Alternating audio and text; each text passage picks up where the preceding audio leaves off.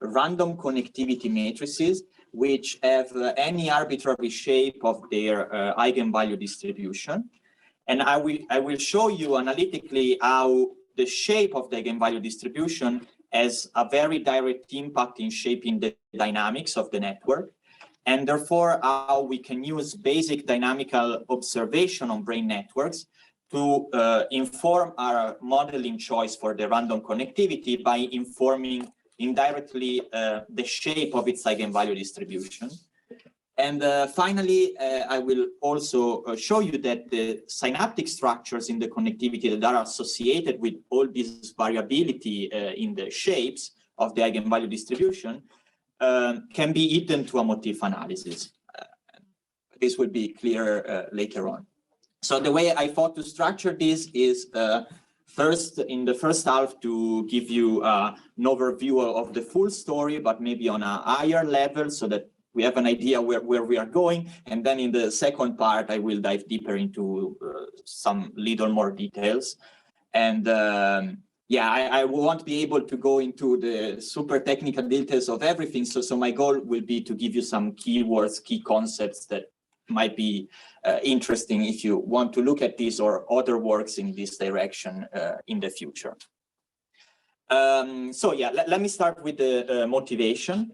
So in local cortical circuits already, there is a great variability in the way neurons are connected through connectivity motifs, and also in the very strength of these synaptic connections. So a common approach to model such variability is to model the connectivity in our network model as a random matrix. So typically we would have a matrix J here, whose elements Jij will encode the strength of synaptic connection between neuron I and neuron J. And this matrix we will draw at random from some distribution. Now, to fix the ideas for your convenience, you could think of a simple case of a Gaussian distribution with a certain mean vector and covariance matrix to be fixed. However, I guess we could all agree that neuronal networks are most likely far from random, right? So they, for example, through plasticity, they learn very specific connectivity structures in order to perform very specific computational tasks. Therefore, when we are modeling connectivity as random, I think it is important to carefully ask how information about the structure and dynamics of brain networks informs our choice of modeling of the random connectivity. Now, if you think about it, in fact, there is already quite some structures that we put even in these random connectivities, and the structure is in the choice of the probability distribution from which we sample them. And in particular, then in the parameters that parameterize it. So if you take the simple example of a Gaussian, you will have that, you see that you can already fix what the mean synaptic strength should be by fixing the mean vector mu. And by fixing the covariance, you are fixing correlations between synaptic strengths. And this you can associate with the abundance of the associated connectivity motif at second order. Only that, of course, with a Gaussian, you are constrained to model only second order motifs, and you cannot fix the value of higher order correlations. Okay, so to summarize the questions, the big questions I would like to address, not at all solve, just address, is how does our choice of random connectivity influences the network dynamics and therefore potentially its function? And how is such choice informed by known experimental results? Okay, okay, but I guess you've seen even if the screen does not work. So to fix the ideas, let me briefly introduce the model we study in this work, and I will go back to it later on also. So it's a simple model that describes the linearized rate activity of a network. So here we have x, the rate of neuron I evolving through time through a stochastic differential equation. We have a leak term, so some relaxational dynamics, we have some stochasticity in the form of Gaussian white noise with a certain variance D. And finally, we have the recurrent interactions between neurons mediated by the random connectivity matrix J. And to be precise, this connectivity is supposed to have zero mean and a variance, so an order of magnitude of 1 over square root of n, where n is the number of neurons, so that the total synaptic input to a neuron is of order 1. So we are essentially describing the balanced fluctuation-driven regime, if you are familiar with this. Yeah, note that it's a very simple linear model, but also note that here we are interested in deriving analytically the network dynamics given the connectivity choice. So, of course, if I were to do simulations, I would choose more complicated model, but here the goal is analytical derivations. Okay, so how do we model this random connectivity? So a very typical approach is to model it based on data on the circuitry of neuronal networks. So the observed abundance of certain connectivity motifs in brain networks. And the more solid analytical works to which I compare to typically are restricted to considering second order motifs. And then I just mentioned to you before, you could model your connectivity as a Gaussian whose covariance you fix so to match the observed abundance of these connectivity motifs. However, of course, it's unlikely that only simple second order patterns in the connectivity could explain all the structure that there is in the connectivity in a neuronal network, and so the rich dynamical and functional behavior of these networks. So how can we make little steps forward?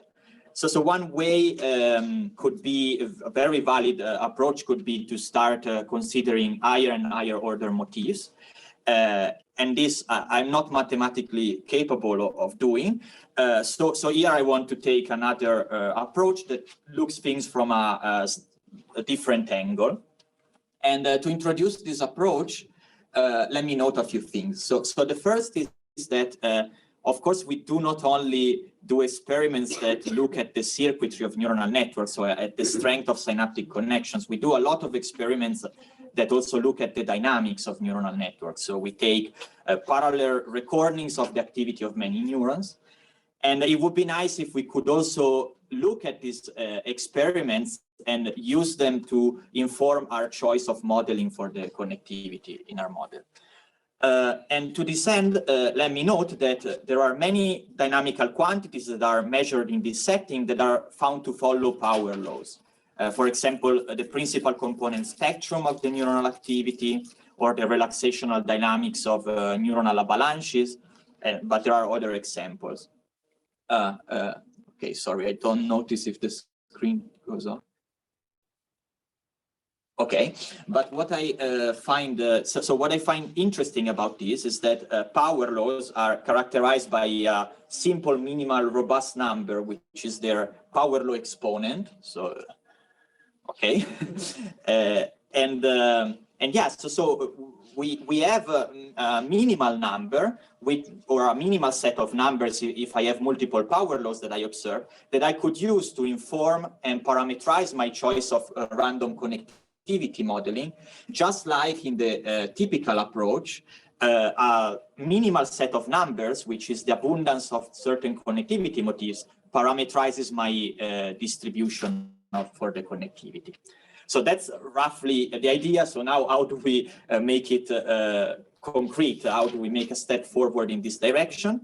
And our idea is to not look at the connectivity directly in the space of the synaptic strands, but rather in a space that may be more abstract, but is more directly related to the dynamics, which is the space of the connectivity's eigenmodes. So it's the composition into eigenvectors and eigenvalues. And now we model our connectivity, we specify its statistics, not directly in terms of the synaptic strand statistics, but in terms of the eigenvectors and eigenvalues statistics, so the distribution of eigenvectors and the distribution of eigenvalues. So this is how we specify our connectivity choice. And waiting for the screen. Sorry. Okay, so the eigenvectors I will give you, the distribution of eigenvectors I will give you more details later. And the distribution of eigenvalues instead is what I want you to focus for this introductory part, and to focus on the fact that we allow to prescribe an eigenvalue distribution which can have any arbitrary shape. And this is very important for the method because the shape of the eigenvalue distribution is very directly related to the dynamics. And I'll try to intuitively explain why. So here you see three different possible choices of the eigenvalue distribution among the all possible that you could have. So each dot here is an eigenvalue in the complex plane, and each dot therefore corresponds to a mode of neuronal activity in our network. So a linear combination of neurons weighted by the eigenvector of the mode.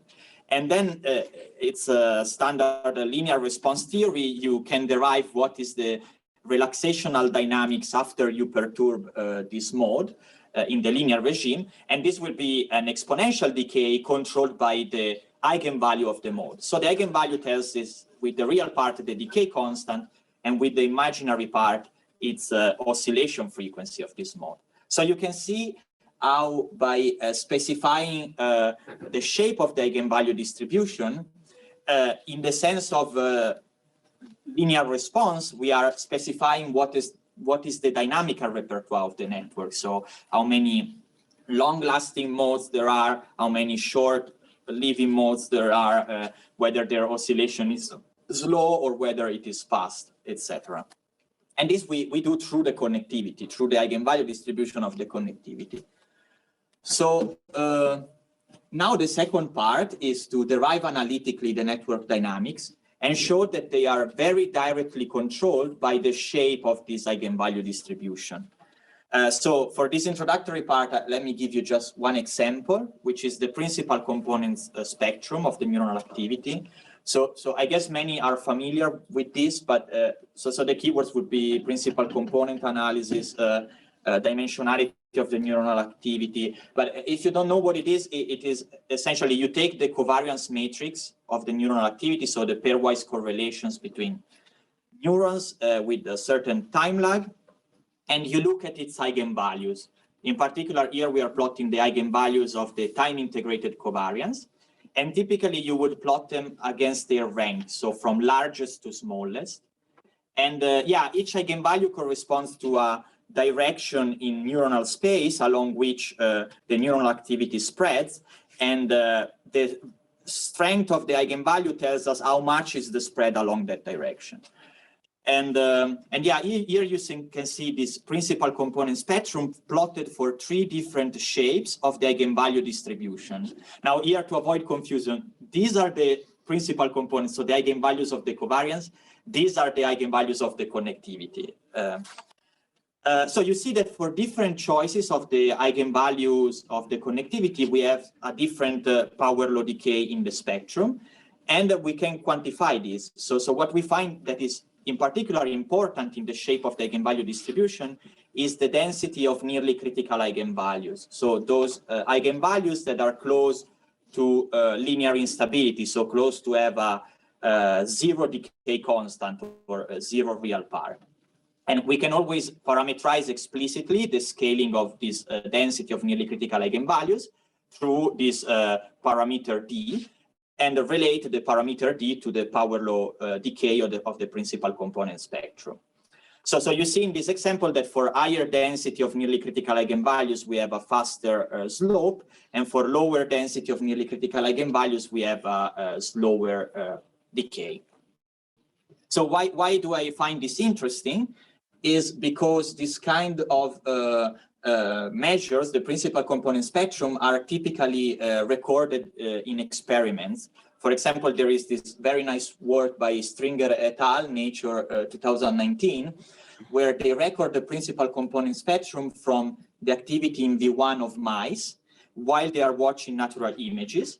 And they find a power law with a precise power law exponent of 1.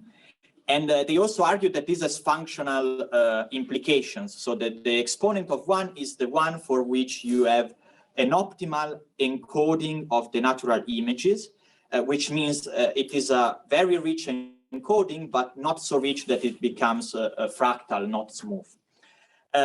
So now, if you think that this is a very basic dynamical feature that your brain network should have, and that you should use it, you should constrain your network model to have such a feature because it has important functional consequences.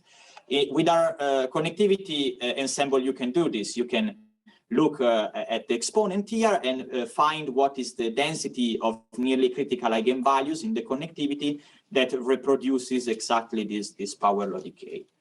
Now, of course, I'm not claiming that my simple linear model is a model of V1. It's just to show you where I'm going. And yeah, let me note that previous theoretical work that looked at Gaussian connectivity for our very same model, so the typical Gaussian choice of the connectivity, has found a power law exponent, which is fixed independently of the abundance of the second order motifs, and it's 1.5. So for example, different from this experimental finding. So here the difference is that we find the structure in the connectivity, and the structure is in its eigenvalue distribution that allows you to tune this exponent, allows the network to tune it. Okay, so the last part of the work is that from the distribution of the eigenmodes, of course, we would like to derive what is the statistics in the synaptic strands, because it's the direct space in which connectivity is concretely defined. So it makes sense to know that.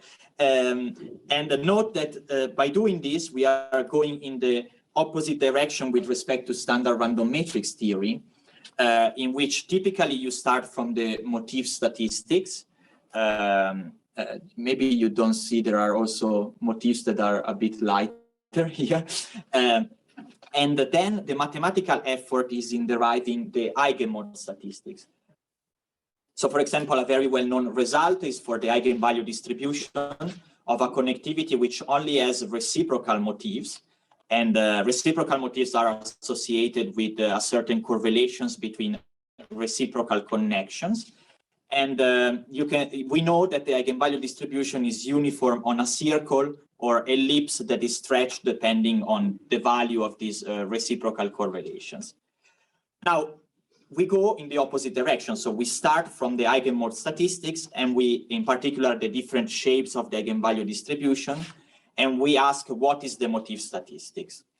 And the result we find is could sound somewhat surprising, because one would expect that since we have all these different possible shapes of the eigenvalue distribution, we would have all sorts of higher order motifs showing up to account for these different shapes. And indeed, in some sense, we find this. So we find that all sorts of higher order motifs are present in our connectivity, but they are present with vanishingly small probability in the number of neurons. So it's subleading in the number n of neurons. So what does this mean? It means that the higher order motifs are mathematically present. They are there, and rightfully so, because they have to account for all the shapes of the eigenvalue distribution, but they are very hard to detect concretely. So to a motif analysis, our ensemble of random connectivity is not very different from the typical Gaussian ensemble, which only has the second order motifs. Now, there is, of course, a difference. There is a big structural difference because you can control all these eigenvalue distributions, and these have a strong impact on the dynamics. I showed you that these structural differences can control the slope of the principal component spectrum. But it only means that this difference in structure is hardly detectable if you perform a motif analysis. So if you only look at simple connectivity patterns and how they are abundant throughout your overall connectivity. So in this sense, there are structure in a connectivity that could be hidden to a motif analysis, but become apparent in eigenmode space and have important dynamical consequences for your network. Yeah. So the blue dots, right? That's the eigenspectrum of the weight matrix. You mean these blue dots? Yeah. Yeah. You just take J and you do SVD or whatever. You do what? SVD. You just find the eigenvalues, and how do you control what that looks like there? What looks? What the shape of the blob looks like. That's defined. I will tell you later on. So that's the space in which we define the connectivity. Instead of specifying the statistics of the synaptic strands, saying the synaptic strand should be Gaussian, we start from saying the eigenvalue distribution should have this shape, and the eigenvectors should be distributed in this way, which I will tell you in details later. And then the point is, okay, this is nice, but it's a bit of an abstract space. I want to know what this corresponds in terms of the distribution of the actual synaptic strands. And this is what we derive analytically. No, I just mean the shape of the blob. Do you draw it? I want it to look like this, or it's a function. It's a function. Maybe I will say something on this later again. Yeah, Okay. Okay, so to summarize up until here, I hope now it's clearer that we define connectivity matrices whose eigenvalue distribution can be chosen arbitrarily. And I've showed you with one example how the shape of the eigenvalue distribution has a direct impact on the dynamics, and therefore how one could look at simple dynamical properties to infer the shape of this eigenvalue distribution and therefore the choice of modeling of your connectivity. And I told you that the structures that are associated with this varying shape in the eigenvalue distribution could be hidden to a motif analysis. Yeah. Could you just add a little bit of intuition? So you say that these nearly critical eigenvalues in the synaptic weight distributions are what, to a great extent, determine the dynamics, right? Yes, yes. So could you describe what does the presence of such a nearly critical eigenvalue in the synaptic weight distribution actually look like? If I look at the synaptic weight matrix, what does it look like when there is a nearly critical eigenvalue present? Yeah, no, doesn't change much actually. So the nearly critical eigenvalues means they are close to this line of linear instability, but the eigenvalues of your matrix, you can just shrink their distribution. This circle you can shrink by rescaling the synaptic strength. So, right. So it's the intuition. It's just that for strong enough recurrence, for strong enough strength on average of these synapses, then your eigenvalue distribution will get close to this line of linear instability, which signals that the system may become unstable in the linear regime. Then if you have nonlinearities, it does not diverge, it goes into some chaotic behavior. But there must be a little bit more to it than that, because the structure is still, I mean, your covariance structure is still important, supposedly. It's not just a matter of cranking up the overall connection strength, I suppose. You would... Yes, the covariance structure is important and will be structured in this point of view by how the eigenvalues are precisely distributed. Not by the fact that they are nearly critical, but how dense, for example, they are. How many of these eigenvalues are nearly critical, and also what's their oscillation frequencies. So you have these the eigenvalues corresponds to modes in your neuronal activity that are very long lasting.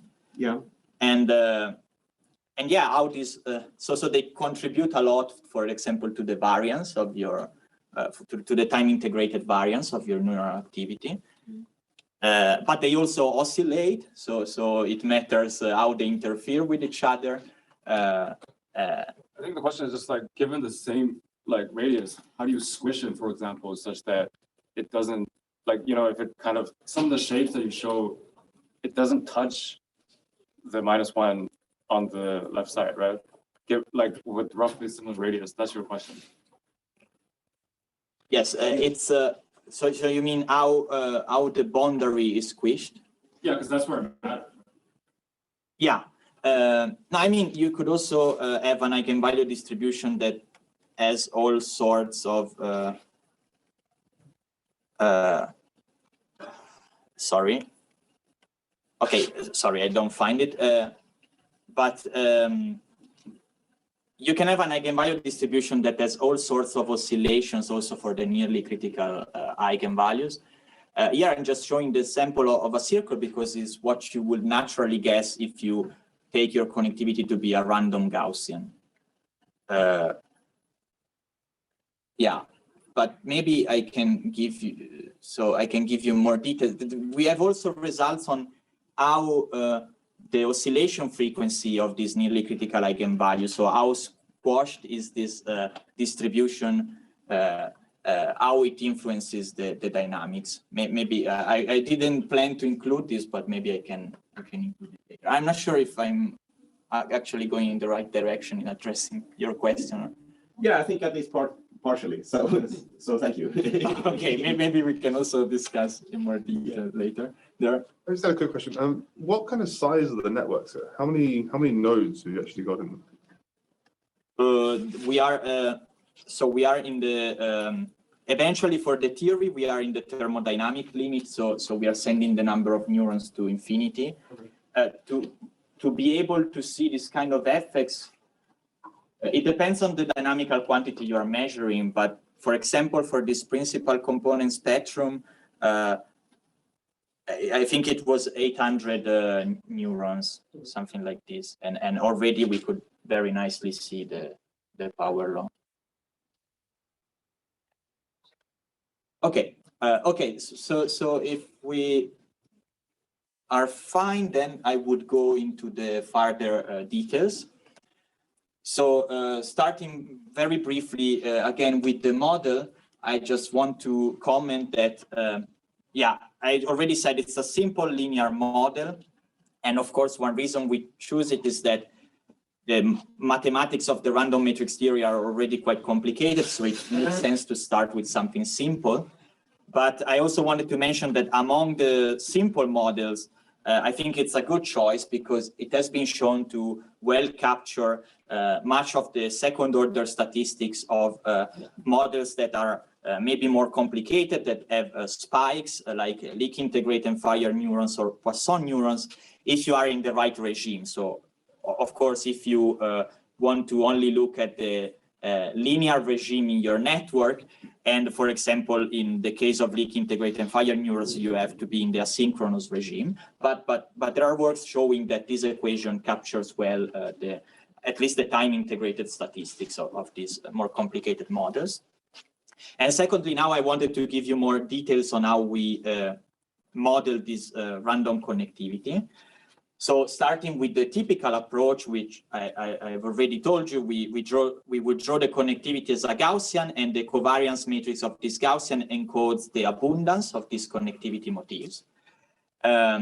Let me review that the well-known result that if you have only reciprocal connections, the eigenvalue distribution of this connectivity is uniform on a circle.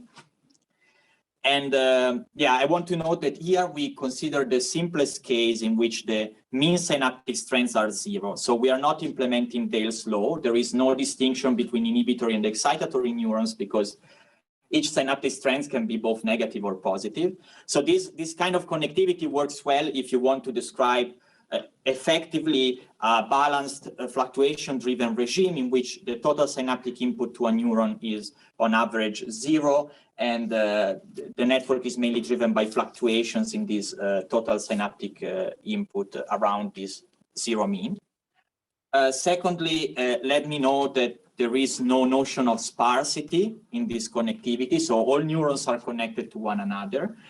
So in particular, when I'm talking about motifs here, I'm not talking about finding these patterns because there are no such patterns. All neurons are connected, even if very weakly. What I'm talking about is finding the correlations between synaptic strands that are associated to this kind of pattern and match their value to the abundance of the connectivity motifs.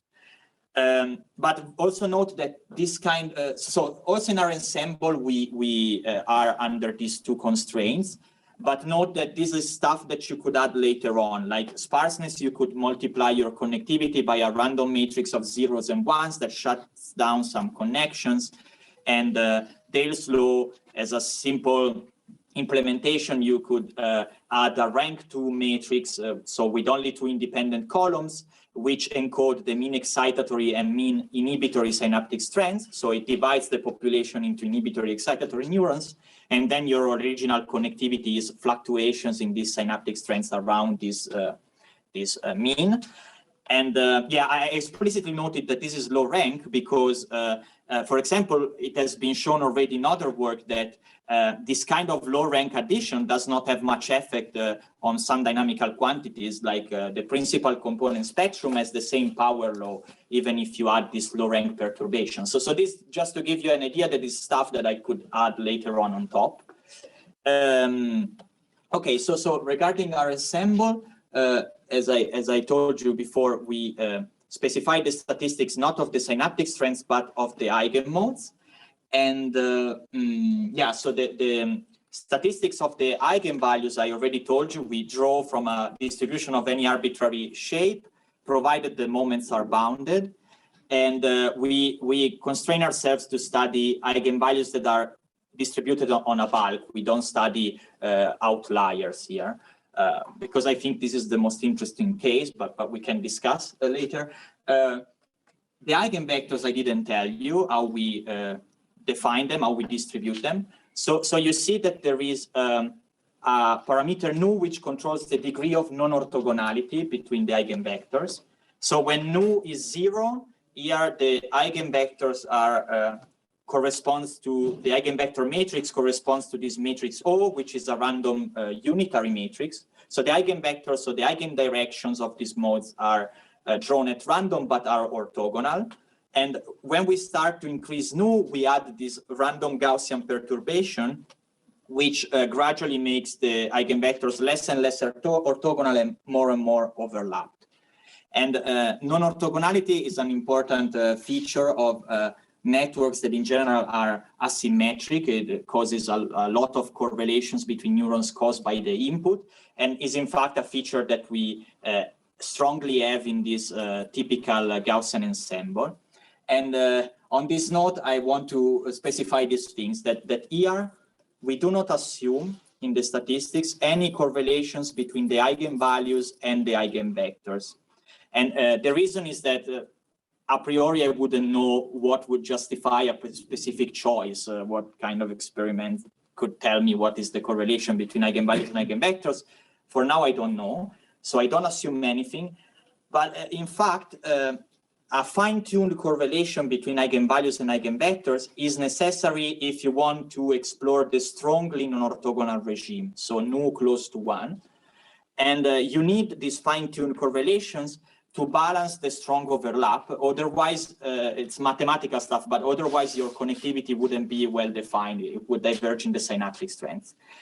Now, however, in fact, this strongly non-orthogonal regime is what we will find in the typical Gaussian connectivity, alongside the fine-tuned correlations between eigenvalues and eigenvectors. So in this sense, our ensemble does not recollect the original, the typical one, even if we chose an eigenvalue distribution that is uniform on a circle, like in the typical case, because we do not have this strong non-orthogonality.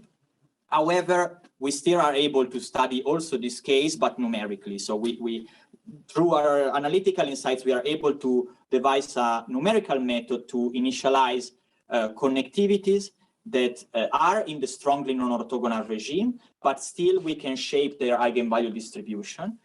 And numerically, we find qualitatively very analogous results for the network dynamics as in our analytical results, only for one case that I will tell you in a moment.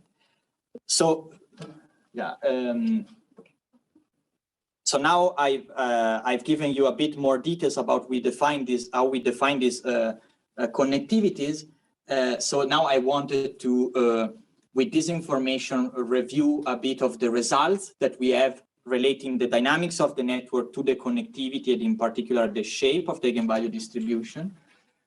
But before, I wanted to go through one explicit calculation just to give you an idea of the methods and how it comes about that this eigenvalue distribution shapes directly the dynamics. So here is the model for your convenience.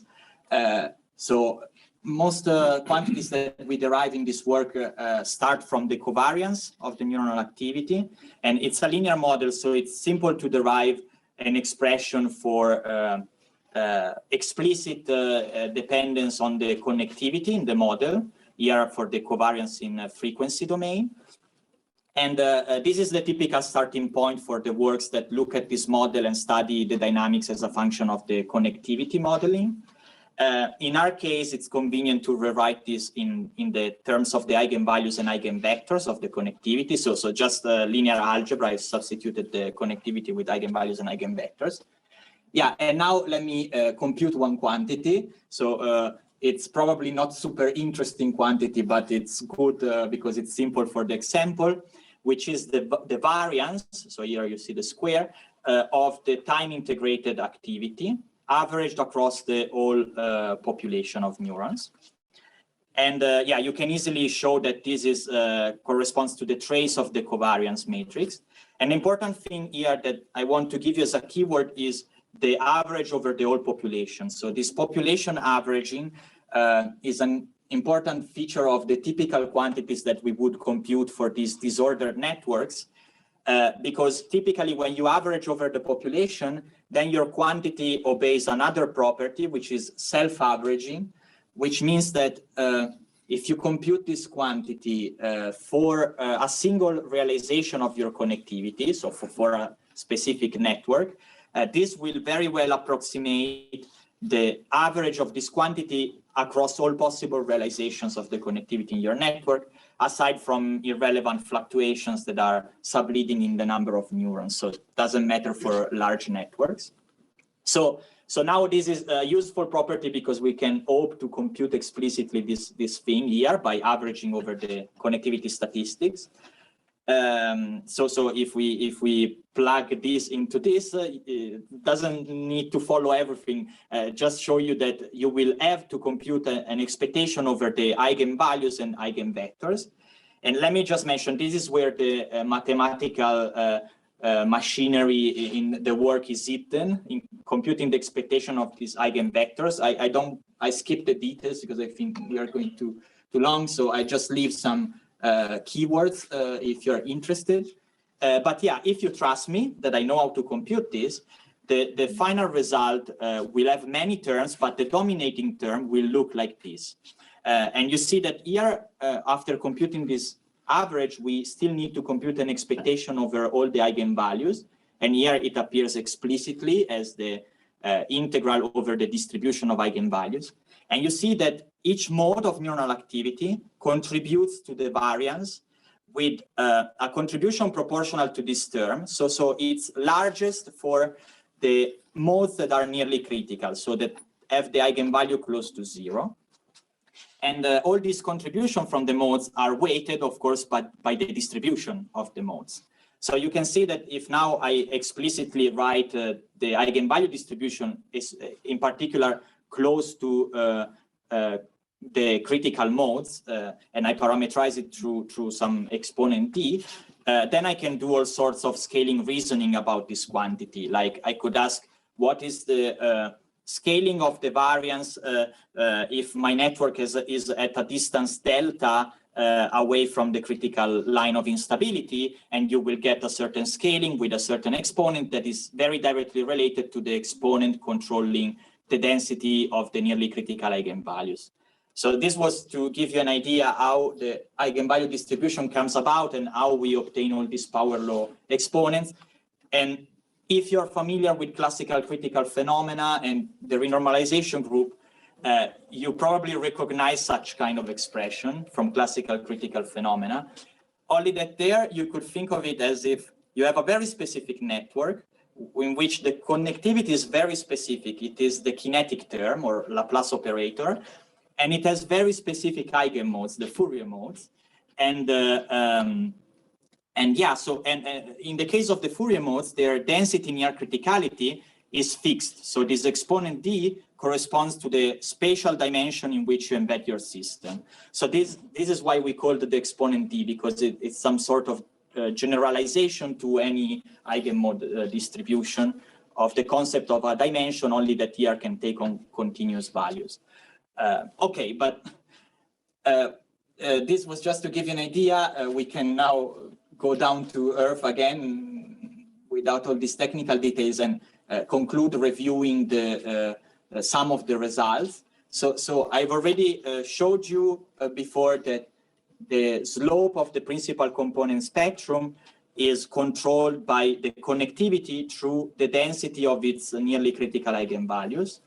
Now, another quantity that is typically measured in this principal component analysis kind of analysis is the dimensionality of neuronal activity. So what is the dimension of the manifold occupied by the neuronal activity in my network? And so essentially, there are many ways to estimate it, but it's essentially how many of the first principal components, so the most important directions of variations, how many of them do I need to explain most of the variability of my neuronal activity? And here we use as a measure the participation ratio, but there are many. And yeah, here you see it derived analytically as, again, the participation ratio as a function of the density of nearly critical eigenvalues in my connectivity. And you see that we observe a transition from high to low dimensional activity. And more interestingly, we have a bell shape, so we have a minimum. So you can identify an optimum. So an optimum connectivity with an optimal density of nearly critical eigenvalues that optimally reduces the dimensionality of the input in your network. And there are all sorts of these results about the shape of the eigenvalue distribution and how it influences the dynamics. One last one could be the autocorrelation function decay with time, which again follows a power law which is controlled by the density of nearly critical eigenvalues. Very last thing, what is the effect of the non-orthogonality between the eigenvectors that I told you before? Mainly it has a little effect. It has quantitative effect, but not qualitative effect. So if you see here the autocorrelation, for example, for different degrees of non-orthogonality between the modes of activity, you see that it changes quantitatively, but the power law is the same. Also, the participation ratio still shows this bell shape with an optimum. The principal component spectrum, it has an effect of shifting the exponent, but is minimal, I would say, with how much the exponent is shifted by controlling the density of nearly critical eigenvalues. And finally, we find very similar results also in the strongly non-orthogonal regime, with one exception, which is the autocorrelation. And I want to say, to be precise, the autocorrelation always diverges in the strongly non-orthogonal regime. And the reason is that the strong overlap between the eigendirections in the neuronal activity correlates a lot to the neurons due to the common input. And yeah, the variance of these neurons diverges, which, however, is an artifact of the fact that we have a linear system. So if we had a saturating gain function or something, it would be finite. So whether this is an important effect when we have a nonlinear network, this I will need to explore in the future. So let me give you the summary once again, and then just a few outlooks.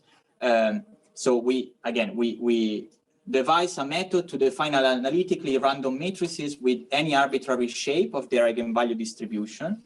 We show how the shape of the eigenvalue distribution directly controls the dynamics of the network, and therefore how you could look at certain dynamical, basic dynamical properties to infer this shape, and therefore infer a certain choice of modeling for your connectivity. And I showed you that the structures in the connectivity that are associated with these different shapes of the eigenvalue distribution, and therefore different dynamics, can be hidden to motif analysis. Now, limitations, outlooks, I only put 3 points, I'm sure there are more. I would like to bring this to more realistic models, so to really get this, maybe also just with simulations, using the intuition from our analytical theory. So to bring it really closer to inform the connectivity choice from experiments. For example, I told you that I could include Dale's law and sparsity. I could include a nonlinear transfer function, or also structured input to get it closer to the Stringer experiment, which feeds natural images to the network. Here, it would be nice to feed the natural images to my system, so a structured input, not the white noise that we have now. A limitation is it may be hard to justify a certain choice for the distribution of eigenvalues in your connectivity, because I can fix only some properties of it so far. So I can fix what is the density of nearly critical eigenvalues, but for example, there are multiple connectivities that have the same density of nearly critical eigenvalues, but different shape of the eigenvalue distribution. So what is the right choice? I don't know, but this work, I hope it exposes that this is a bit a problem that the standard approach is also not immune from. So what I showed you is that if you fix your connectivity to be exactly Gaussian with, say, some reciprocal motifs, you are implicitly fixing a certain dynamical repertoire, a certain distribution of the eigenvalues. But I showed you that you could choose different distribution of the eigenvalues, and this does not change to leading order the motif statistics, which were the parameters that you really wanted to fix to start with. So how do you justify this choice and not this one? At least I hope that with my work I can tell you, at least the density of nearly critical eigenvalues, now I can tell you how it should be. But to me, it remains still a lot of open question what it means to model a connectivity in a network with random matrices and how we can be sure to capture the relevant structure. And finally, maybe another direction could be network initialization for training. So what is the optimal connectivity to start your training algorithm from? And now we have some insights. You could start from the optimal connectivity for the encoding of natural images, or the optimal connectivity that starts from an optimal dimensionality reduction of your input.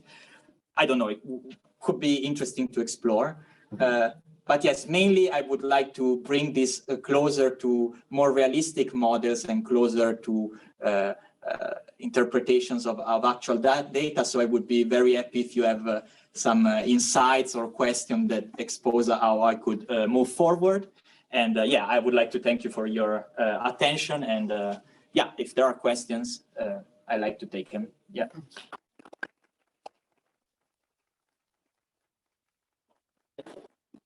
Yeah, thank you for a very nice talk. Could you maybe go back to the slide where you had like stringers? Oh, yes, maybe. Yeah, it was very early. Yeah. But I think if I.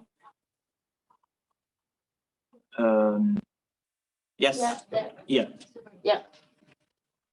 So as far as I understand, your modeling. Sorry. Yeah. But please go on. As far as I understand, you're modeling structural connectivity, right?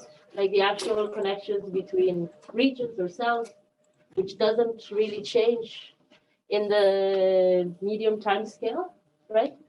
And from what I remember from the Stringer paper, they observed the power law, but they observed different slopes for different types of stimuli input. And you will not change, like how could, it's kind of a philosophical question. If you don't change your network and you will see a specific alpha coming from the slope, how could you add or enhance your model so that depending on the different conditions, you will see different slopes, right? Yes. Because that's what they see? No, it's a very good question. It's actually the direction I would like to take next would be to try to explain this phenomenon. So what they find there is that this power law there, the slope gets lower and lower actually if your stimuli are lower dimensional, right? Which actually in their paper is just the number of stimuli, different stimuli that you propose. But eventually, if you show very many natural images, you will approach this slope of 1. So it seems like something that is more dependent on the, I mean, it is something that is dependent on the input, on the structure of the input. So the idea, the hypothesis that I have is that the connectivity stays the same because I wouldn't assume that on such short scales it changes. The connectivity is such that if you show me really many natural images, I have the right slope. But the connectivity stays the same. It's an effect of the structure of the input. I mean, also the structure of the input will enter in the covariance of your activity. Now, finding the mathematical explanation for this is what I would like to do. But yeah, thanks for the question. Arvin has a hand up. So, Arvin, you can. That's the first Zoom question. Hi, Lorenzo. Sorry that I'm not there. I think it's fantastic talk like yesterday was. I have a more a curiosity question now. So you mentioned something about motifs, and you say that seems like these higher order motifs, they are there, but they are not detectable or they are not significant. And then you also made a statement that there are many connectivity matrices that can lead to the same eigenvalue distribution. Now, it turns out that no matter what you do, let's say you start with some network and you increase the density of certain type of motifs, you immediately see the effect of that dynamics.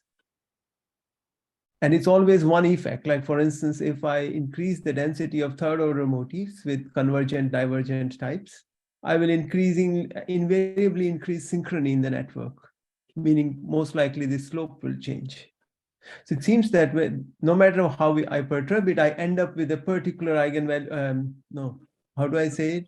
So it doesn't matter from where I start with, I always end up with synchronized networks by increasing those higher order motifs.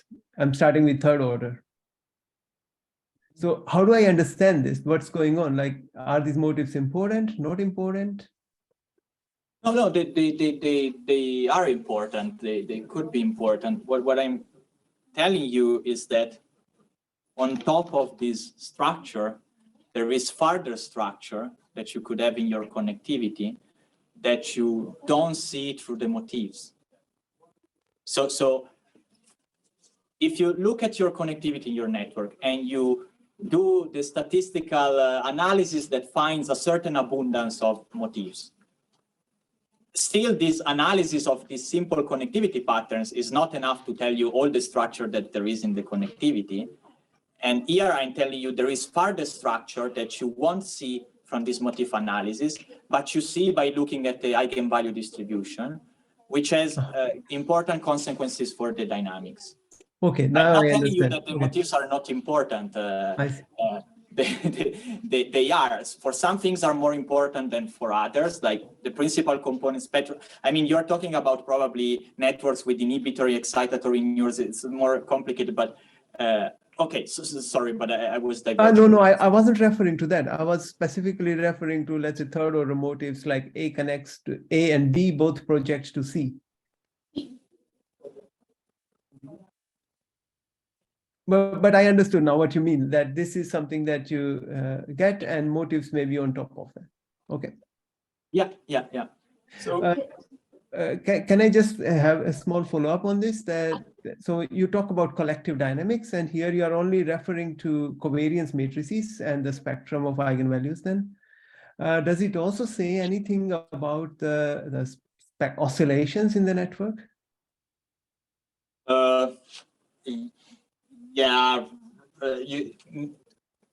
no, oscillations in the sense that you mean not, because we don't have excitatory and inhibitory neurons that can create those sort of oscillation patterns that But in principle, I can get a similar eigenvalue distribution in an EI network as well. Yes. Right? Yes, but I think that this model would describe the EI network loyally, I don't know how to say, faithfully, if you are in the asynchronous regime, not where you are in the synchronous regime. I see. I mean, then the description in terms of firing rate doesn't make too much sense anymore, right? Yeah, that's true. Okay, great. Thanks. So thank you. So we are running a bit out of time, so we'll thank Lorenzo